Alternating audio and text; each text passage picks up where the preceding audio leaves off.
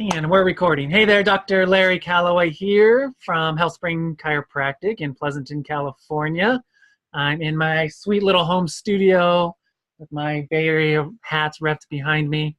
The purpose of these podcasts, videos, whatever we're calling them, are to help people understand more about health and wellness, where we think the nature of health and wellness is going, and maybe some fun thoughts, and there's always a joke included. Today, I have someone who's out of Oakland, and I'll let him introduce himself. Hey, what's up, guys? My name is Dr. Austin Ivins. I'm currently at the Source Chiropractic in Oakland, graduated Life West in June 2017, and stoked to be in this career field. Stoked to be a chiropractor. What got you into chiropractic? Oh, man.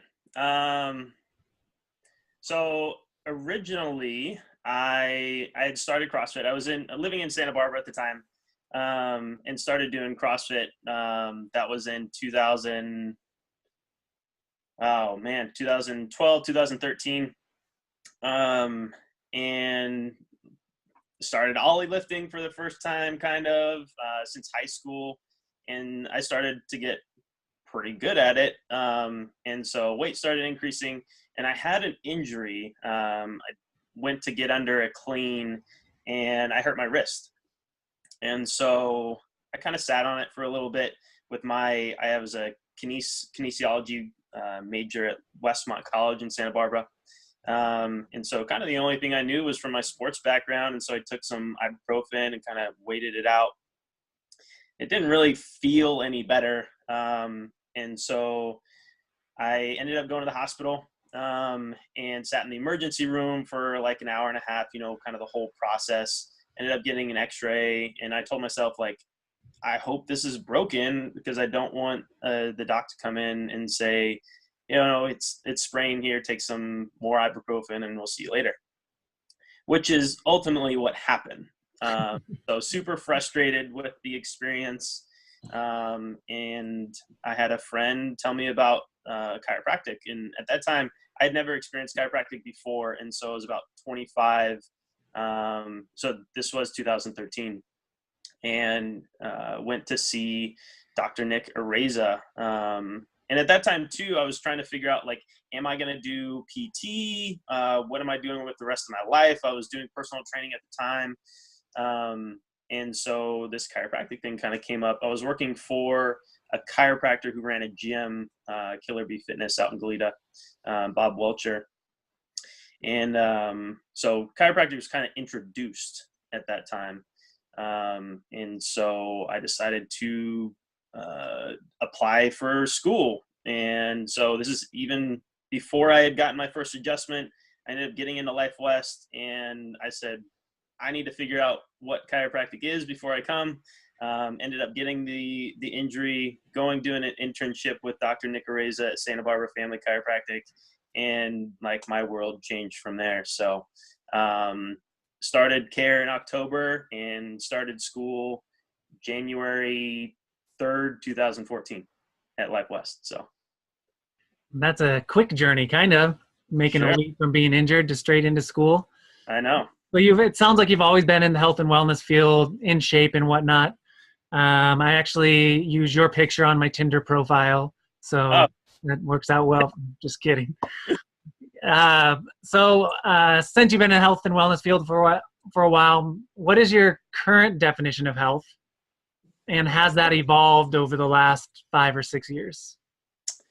My current definition of health is just the constant pursuit of being a better you, on all aspects. So that's the move well, think well, eat well, and then recuperation.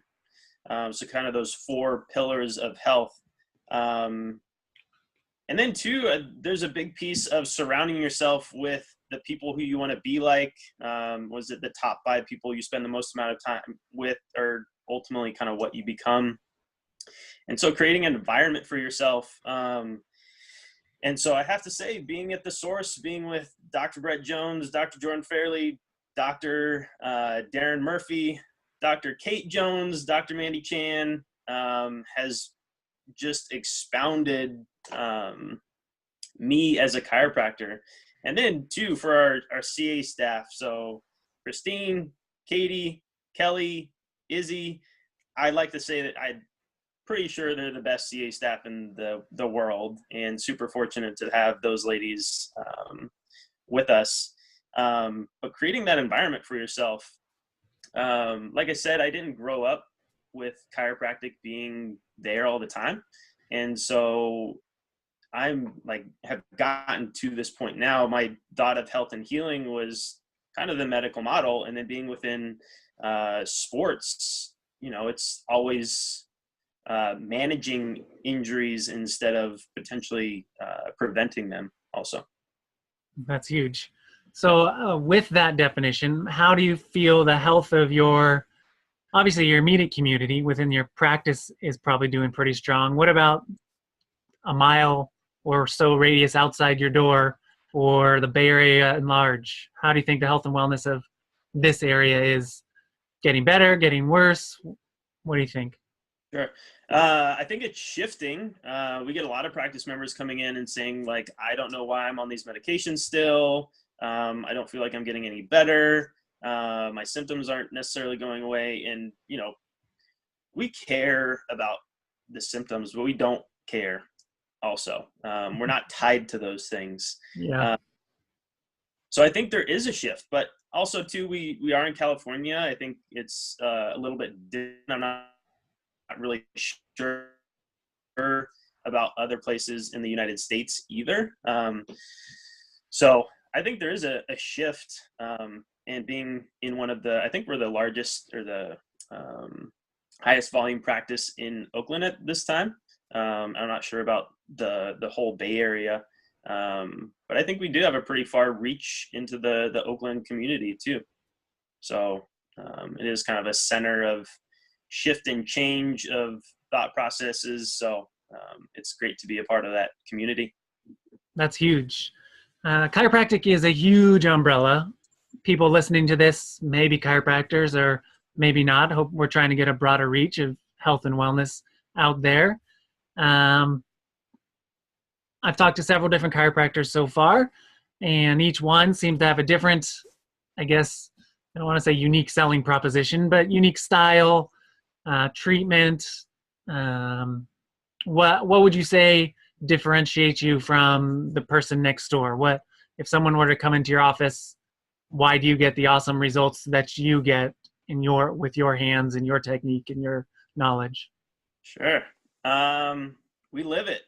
We live, we breathe, we eat this. So I don't know who's kind of watching at this time, but Dr. Brett, Dr. Lance, Dr. Jordan, they have the Kairos training culture.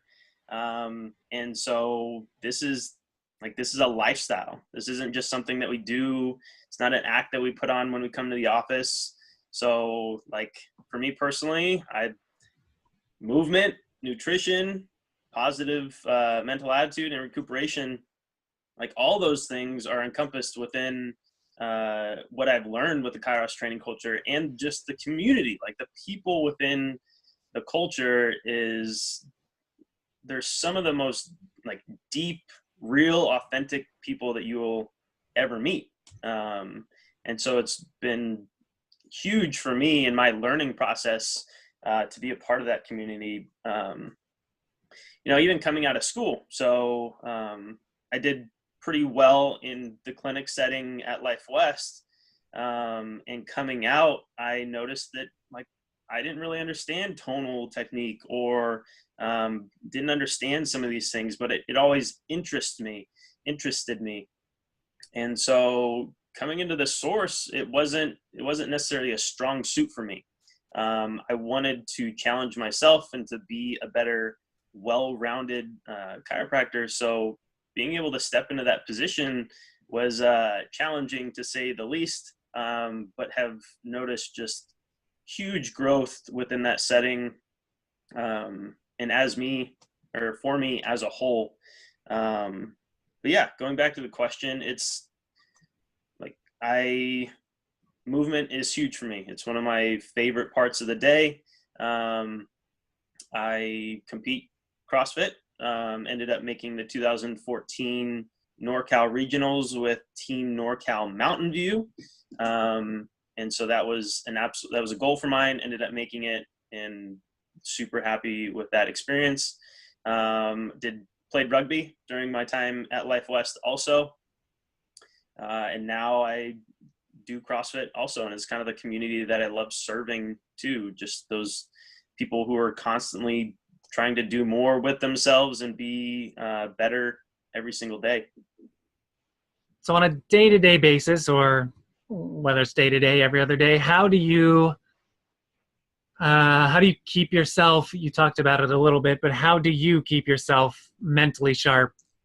Physically sharp, obviously you're doing CrossFit, but sometimes there's those days where you wake up and want to close your eyes. How do you keep yourself mentally sharp to move ahead and be the best provider that you can be?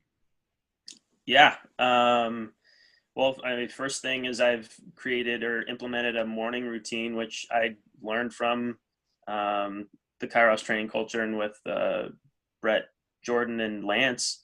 And then exploring some of the other things that I didn't really know coming out of school. So breath work, even like sensory deprivation. So I'm actually doing a float tank tonight too. So looking Those are forward. fun. Have you done that before?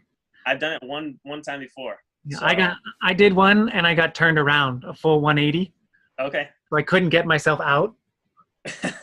Had like an anxiety attack just from the whole experience. Gnarly. Yeah, I did breath work in there as well, and that I felt like I was doing some rotations and stuff too. It was a blast. I also don't know if I held my breath longer or was breathing longer for those 75 minutes. So Wow, yeah, that's really cool. It's awesome to the different modalities that are around that can help our mental state as well as our physical state, and reaching outside. Yes, I think chiropractic should be experienced by everyone, but there's so much more to life than having a perfect nervous system. You got to eat right. You got to meditate. You have to focus. You got to move, in my opinion, at least. Oh yeah. I mean, even chiropractic can be treated like an ibuprofen if practice members are taught that they're only well when they come or step through your doors and get that adjustment, then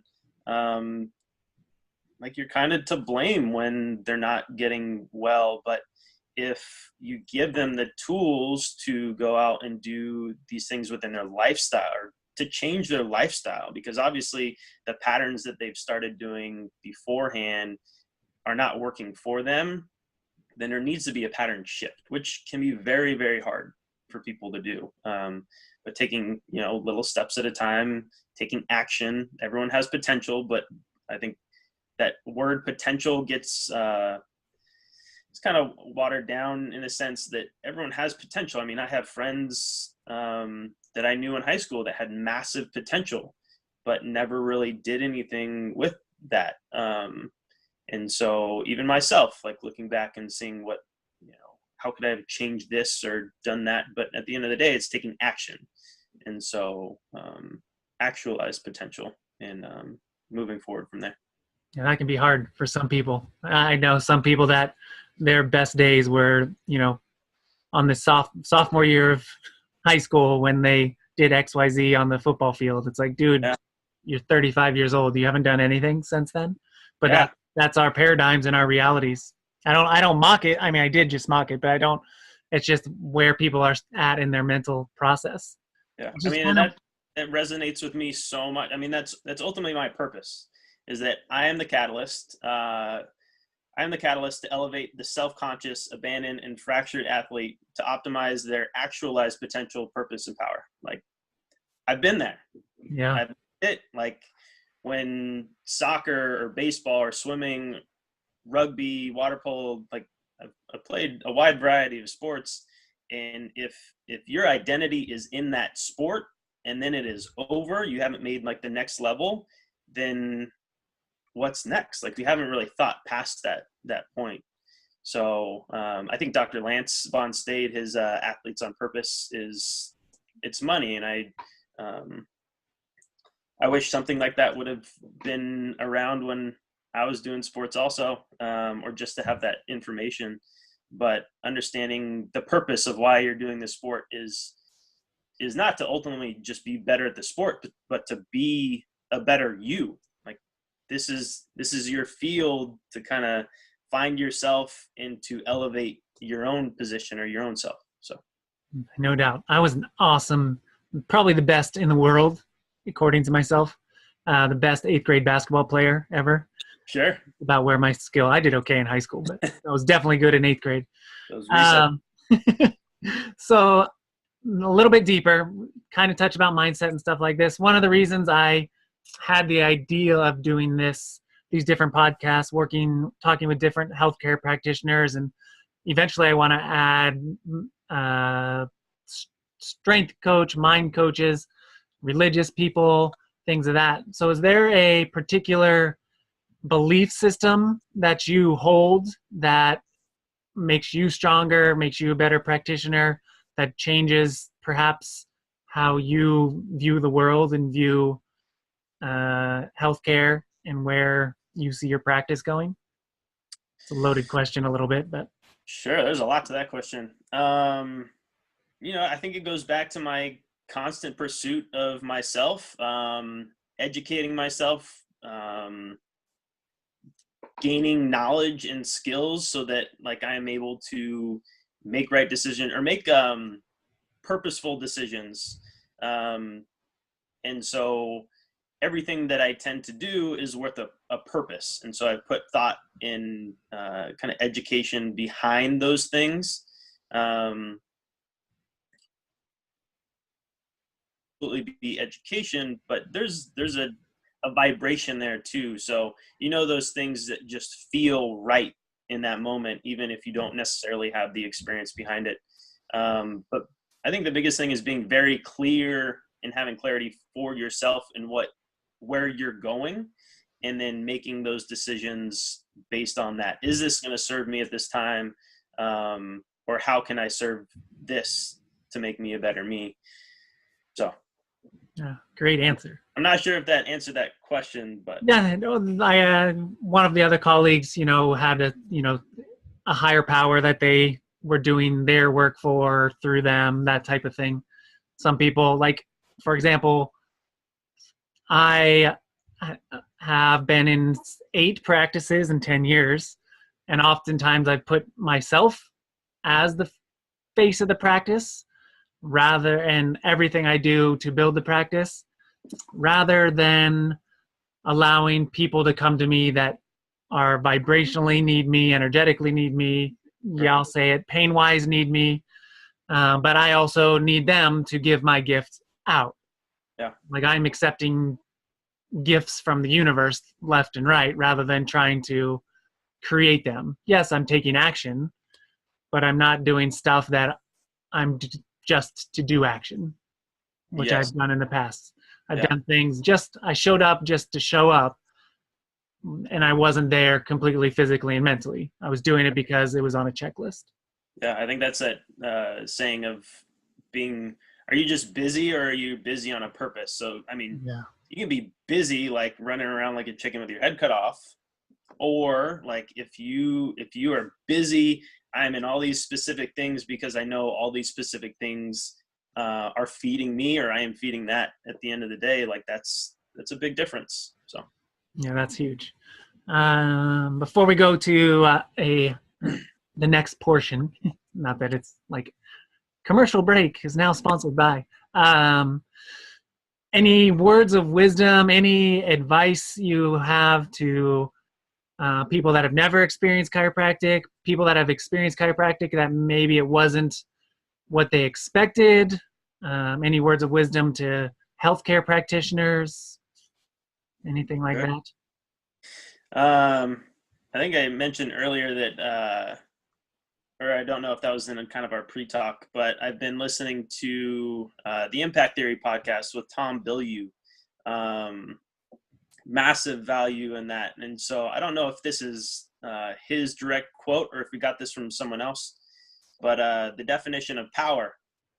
So the ability to close your eyes and create a world or imagine a world and then open your eyes and make that world come true. That's deep. So that is a little profound there, but like everyone has that ability, and it goes into the kind of the conversation about potential too. Everyone has the potential to do it. Are you going to take those actionable steps to get there? And then you can kind of transition that into, or I like to transition that into, was that Martin Luther King, who says you don't need to see the full staircase to start moving forward. You just need to take the first step. So you need to know where the path is going, but as long as you're taking steps, you're going to continue to go there. So those are good ones. So you spent a lot of time with me in my office on Fridays, where we did One-Line Fridays. And so part of this podcast, I like to add a little humor to people's lives. Give me your best clean joke. Sure. Oh man. I mean, you know me, so I've got plenty of these. I'm gonna have to start with my favorite. You already know this one, but what is the dentist's favorite time of the day? I don't know. What time? 2:30. That's a good one. That's a good one. 2:30. I don't think I've told you this one though. What do you call carrots that go to the gym? What do you call carrots that go to the gym? I don't know. Shredded carrots. I like that one. So I got one for you now, and then when I stop recording, I got one too, I think. Okay. So what do you call an old snowman? Melted. Yeah, a puddle. A puddle. Okay, close. Yeah. Yeah, that was good. What's the difference between a cat and a comma? A cat and a comma. I've heard this one before. Go ahead. I like it. One has claws at the end of its paws, and one is a pause at the end of a clause. A little nerd humor. I like it. Good job. Got my glasses on today for that one. Yeah. Does the beard help with treatment of patients? Oh, absolutely. Great into immunology. So I believe that I have a huge ecosystem going on in here right now. So I'm constantly fed that good bacteria. That's gross. So. Well played. All right, my friend, I'm going to stop recording. All right. Thank you so much, and best of luck in your practice. Thank you so much. Thank you for having me on here.